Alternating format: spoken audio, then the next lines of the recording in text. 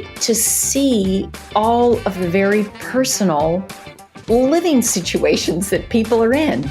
Oh, come on. Aren't you curious? No, I'm not. I want to stay. I want to stay blind and have a beautiful image in my mind. I like the blank wall. I like the office setting. But you know what I like least is cans and dirty dishes in the background.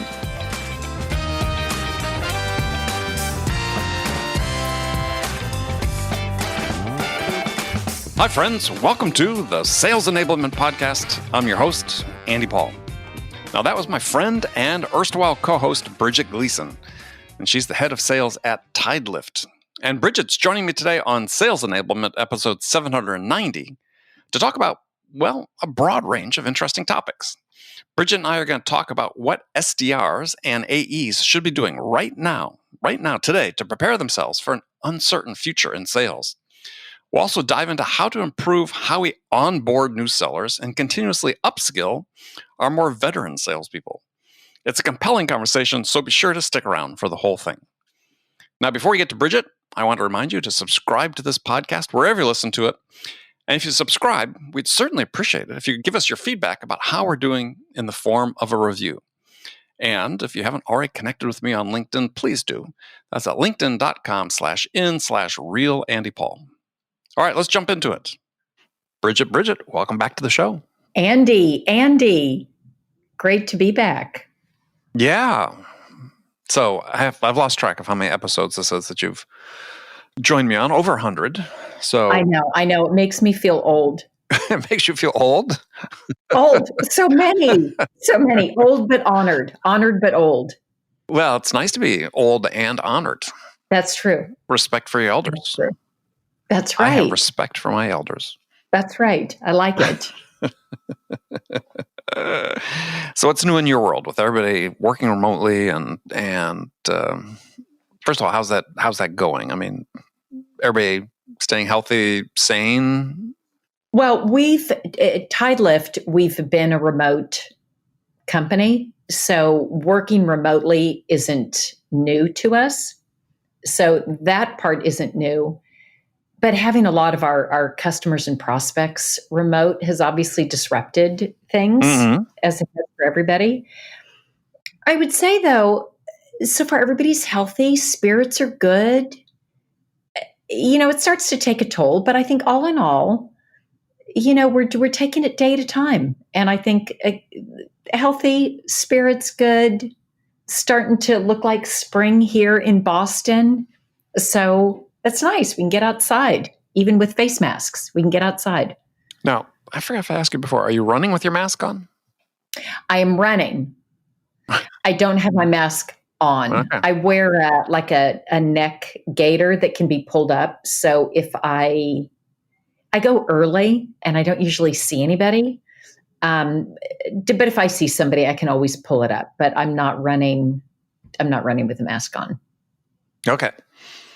Yeah, I was out a couple of days ago, and I hadn't been running since the shutdown. I've been riding my Peloton a lot inside the apartment, but went out and did a short run wearing the mask, and it was harder. It was like running at altitude. Yeah, it's harder. It's not very comfortable.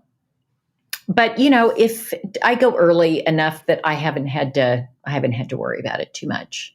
Yeah, you're out 4:30 in the morning or 5:30 in the morning, some crazy time like that. Yeah, I'm usually up at 4:30, up by 5:30. Jeez Louise. I know, it's crazy. You've known that. Yeah. Nothing's changed. I mean, I don't mind running early. It's just I usually like it to be light. Yeah, there's something about like pitch black isn't as fun, but there's something about still a little bit dark and the sun coming up that just feels good. Like I've gotten a jump on the day and it's still quiet. There's something about that solitude that I really, really appreciate. Because the rest of my day isn't. It isn't for anybody, I think, now. It's everybody's wall-to-wall Zoom meetings these days. Oh, I know. And it's funny, Andy, because we've always been remote. but it seems like I don't how can I have more Zoom meetings? I guess that's possible because I was able to go in person to certain meetings, which Mhm. I'm not doing anymore. So that's So sort of how big is your sales team? got about 15 people total on the team, sales But team. you don't have any one place where you've got a concentration of people, or they're all geographically dispersed? Yeah, we do have a concentration in Boston. So most of the time I was going into co-working space where we are. Mm-hmm. Mm-hmm. Everybody doesn't go there every day, but we have a place where we can go, which is great to get the team or a good number of the team together. But we're geographically dispersed as well.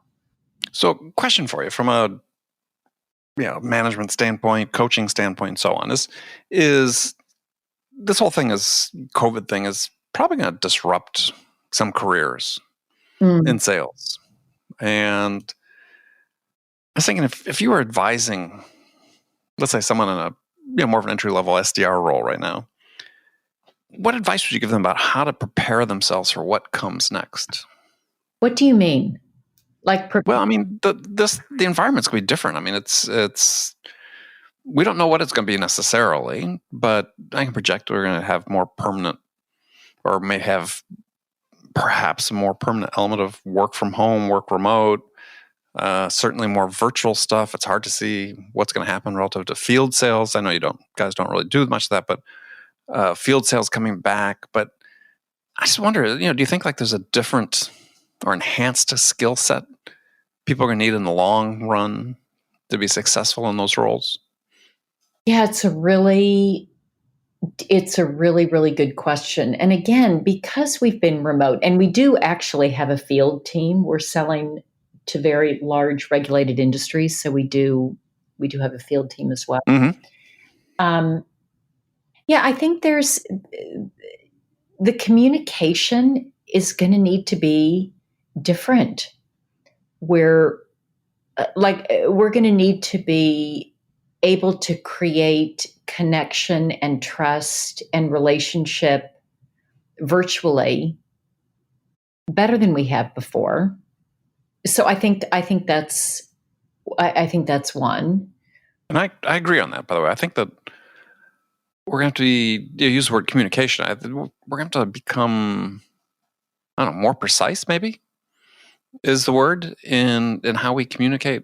It's really a fascinating article there I read in the New York Times this week about, or I made the tail end of last week about, they're always doing research on the impact Zoom is having on the quality of conversations people are having. And it was interesting because I was talking about, if you're trying to communicate in a meaningful way, that actually Zoom presents some disadvantages compared to being on the phone. Certainly, then, and disadvantages that don't exist when you're meeting face to face. And talking about just the way the signal's processed, and it sort of smooths out some facial cues and social cues we might otherwise pick up on in conversations, and that has an impact on how effectively we communicate. Yeah, I read that article. I found that interesting. Andy, I never thought I would feel this way, but there was a day last week when I thought, let's just bring back the conference call with no video and everybody on their phones and the Polycom. Can we please bring that back? Like, I never thought I would want that back. But you're right. There's something about Zoom, as that article had pointed out, that make the cues, they distort them somewhat. That I think is difficult. There's also some things that when I'm in a professional setting, I don't need to see all of the very personal living situations that people are in. I don't need to see. Oh, come on. Aren't you curious? No, I'm not. I want to stay blind and have a beautiful image in my mind. I like the blank wall. I like the office setting. I think the Zoom backgrounds are a lifesaver. I don't like the shadowing and stuff that goes on, though. I don't either. Well, I don't. But you know what I like least is cans and dirty dishes in the background. Well, yeah. Maybe because I'm a neat freak. So I get distracted by the backgrounds. This says a lot more about me than the other person. Well, now, does this bother you more with the customer, or if you're talking about one of your sales team? See, then it could be like a coachable moment for your sales team. I'm way past you there. Like, yes. I've already said blank wall or background. Those are your two choices. But we're not seeing, I don't want to see family members and dogs in the background. Like, let's just keep it neutral. Let's keep it neutral. I know it's terrible. I'm always game to see a dog. I mean, what's that? I'm always game to see a dog. But I saw this video that was actually, my wife and I saw it on TV last night. Is some woman was on a Zoom call or a FaceTime call of some sort for business. And her husband, who could be generously described as overweight, generous, comes out wearing a fake grass skirt and a Samoan headdress and sort of semi hula dancing in the background, and she's sort of completely unaware that he's doing it for about 10 seconds. And he's shirtless, and I thought that was funny. That is fantastic. Now, for internal calls, I don't mind. Like internal calls, pets and dogs and kids and family and backgrounds, I don't mind at all. Like I don't mind it for us internally at all. Oh, so the standard was what your reps need to have when they're talking to the customers. Right. Well, that makes sense. Yeah. If it's us internal, no, we should be able to bring our full selves to the company. I just think when we're interfacing externally, we're sending all kinds of signals that we may not want to be sending.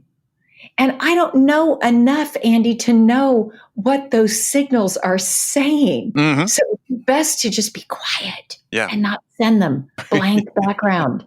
Better safe than We sorry. don't know what they're saying. And I don't have time to go figure it out.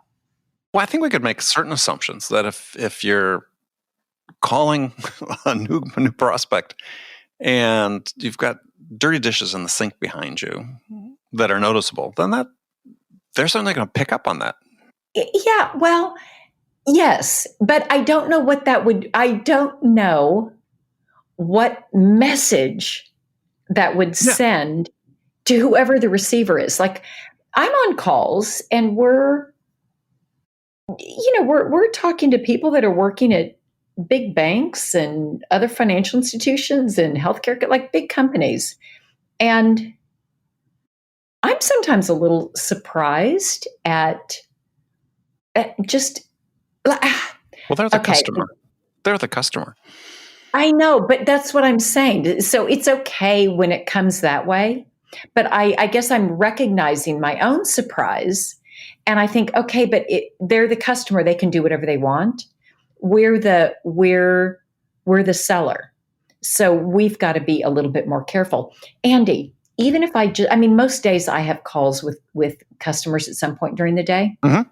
But even when I don't, even on the rare days that I don't, I get dressed every morning as if I'm going to walk into an office.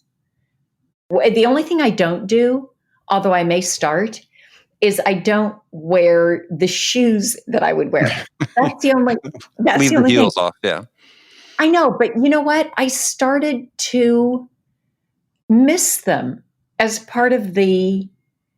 I don't know. It as part of the routine, as part of the way that I signal to myself, I'm going to work, and I go and I work my day. I only work in one part of my. I'm in a condo in Boston. Only one part of my apartment, mm-hmm. and I only work in that one place. And when I'm done, I put everything away. I change my clothes.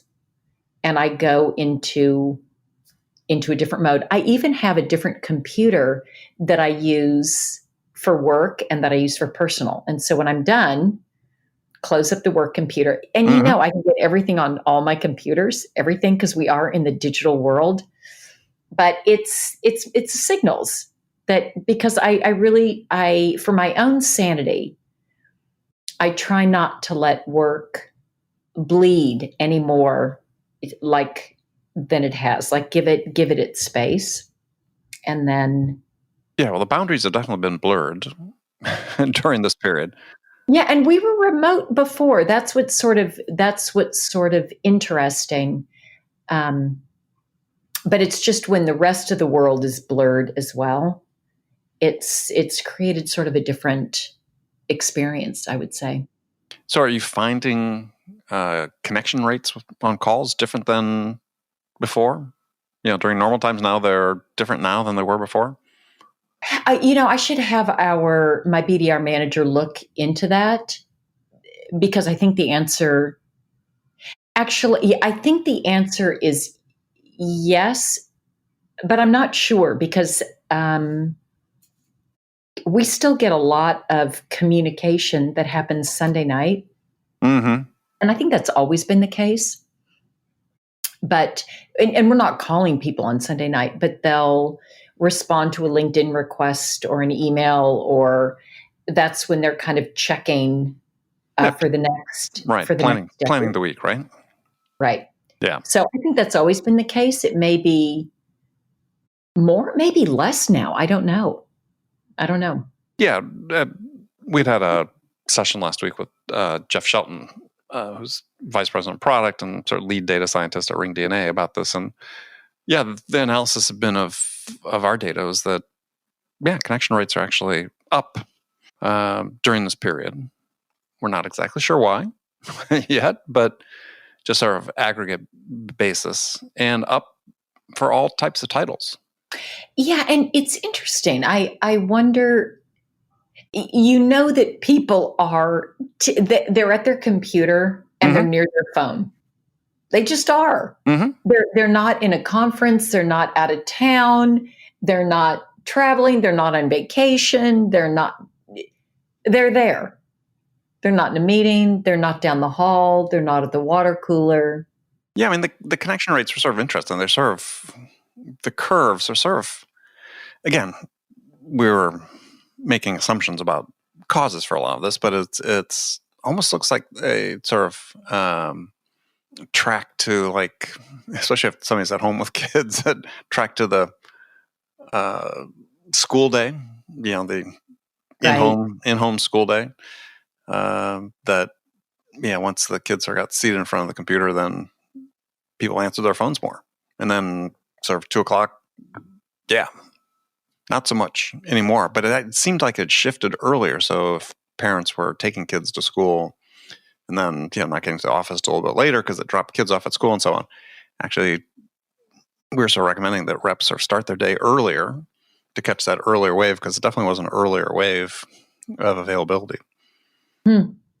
Yeah, I had forgotten about that influence, that schools being closed definitely disrupts kind of the working cadence that had been in place. Yeah, I mean, can you imagine having done this when your kids were young? No. I mean, trying to sell and manage groups of people and have kids at home and so on. No, and you know what, Andy, I didn't. It's so, as you know, and I've shared my story before, but I was a single mom with my kids since they were 1 and 3. So it wasn't like I was, it was a walk in the park for me.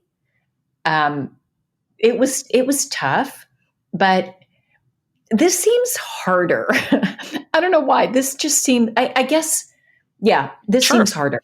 Well, if you're a single mom, I mean, teachers are trying their best, but I mean, part of the reason we send the kids to the classroom, I think, is they get socialized, but also the teacher has some semblance of control and ability to focus them. But if they're at home, you can't imagine the kids are distracted, and the parents are one of the distractions. And it's got to be, as I'm glad past that stage, but it's got to be tough, especially, as I said, if you're working accounts, managing a team, whatever. Very sort of unpredictable. So kudos to those people who are making that work. And I think, Andy, just when you had asked earlier about, BDRs, SDRs, just looking out to the future, what should they be thinking about? I think at least for the next several years, we have to think about how to better accommodate the human element of selling. You and I have talked about it a lot, how important it is. And I think now it's even more important because we're all feeling it. People are stressed, they're anxious, they're worried, they've got perhaps kids at home. And so how do you strike this balance of being sort of empathetic to that and acknowledging that and still continuing to move things forward? I think it's a different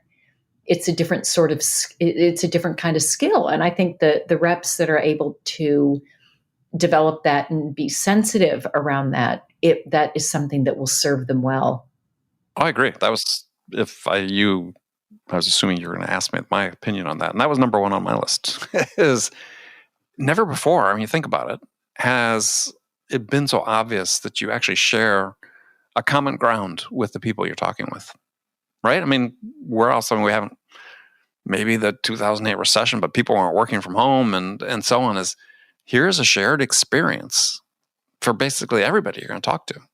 And so in terms of establishing that basic connection, as you said, displaying empathy, well, it's not a matter of putting yourself in their shoes. It's a matter of saying, I have empathy because I understand why you feel the way you do because I'm feeling it myself.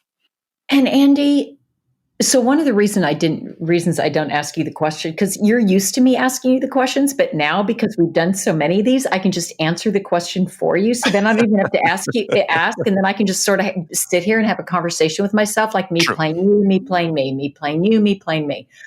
We'll do that sometime. That'll really put everybody to sleep. That's good radio, yes. It's good, bedtime.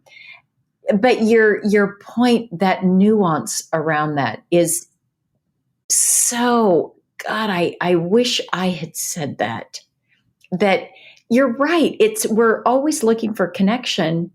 And here in this time, we know we have a common ground. We have it.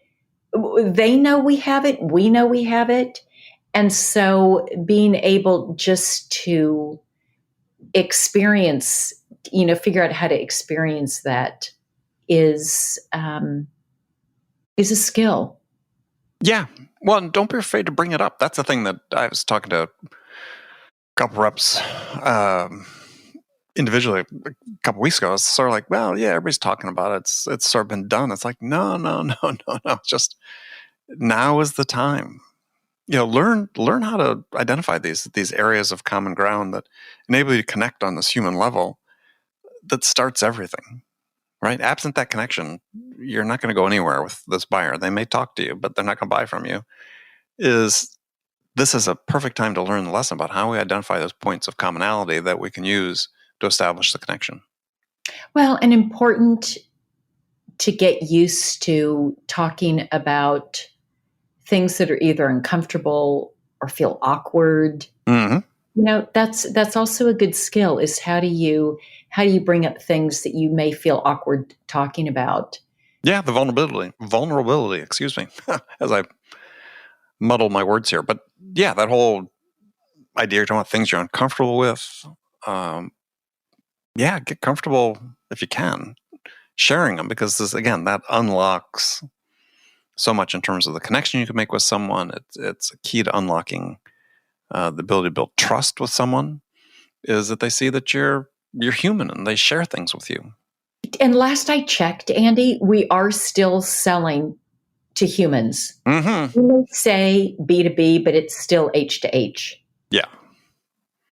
Well, and I think more so than ever, to your point you made before, and I know we don't have a ton of time here to get into it, but just sort of raise it as interesting seeing government statistics over the weekend about how economic productivity and how it really peaked in the early 2000s, our growth rate of productivity as an economy. And there's a Paul Krugman article, Nobel Prize-winning economist, talking about how the impact of IT tech-driven productivity, we sort of passed the peak of that. And that, the impact of adding more tech to increase productivity, it's not showing the benefits. And so it's fairly stark differences in productivity growth. Right now, we're about 1.5% per year. And he made the point, it's 15, 20 years ago, people forecasted that, hey, it was still going to be at 3, 4, 5% a year because we're continuing to innovate in tech, but it hasn't happened. And so if you're relying on tech in sales to help you, take that next step up, that's probably not what's going to do it for you. What's going to do it for you is your ability to be more human and connect and have empathy and vulnerability and build trust. That's still more powerful than any new tool you can use. Definitely. And it's helpful for your internal communications with other people that you're going to need, other stakeholders around the sale. That's important. Gaining consensus and having people help you and just getting the resources you need internally. And then as well as just the interaction with prospects and customers. Yeah, well, another episode, we'll talk about this idea of team that you brought up because it's so important. And we've talked about some in the past, but I just want to keep coming back to it because, whatever you accomplish in sales, you do as a member of a team. And to your point precisely about your ability to build those relationships with people on your side are as important oftentimes as building with the customers. If you want to go fast, go alone. If you want to go far, go together. Oh, perfect. African proverb. Okay. Oh, good. I like that. All that's my latest. That's my latest. Okay. That's my gift to you. All right. Thank you. Well, we'll wrap up with that today. So, Bridget, tell people how they can connect with you. At Bridget Gleason on Twitter and my LinkedIn profile, Bridget Gleason. Very easy. All right. Well, Bridget, thank you as always for joining. We'll look forward to doing it again shortly. Sounds great. Thanks, Andy. Okay, friends, that's it for this episode. First of all, I want to thank you for taking the time to listen. So grateful for your support of this show. And I want to thank my friend, Bridget Gleason, for sharing her insights with us today. If you enjoyed this episode, please subscribe to this podcast, Sales Enablement with Andy Paul, on iTunes, Spotify, or wherever you listen to this podcast. And if you could also leave us a rating or a review and let us know how we're doing, we'd appreciate it. You can do that all on your phone in less than a minute as soon as this podcast is over. So thanks for your help. And thank you so much also for investing your time with us today. Until next time, I'm your host, Andy Paul. Good selling, everyone.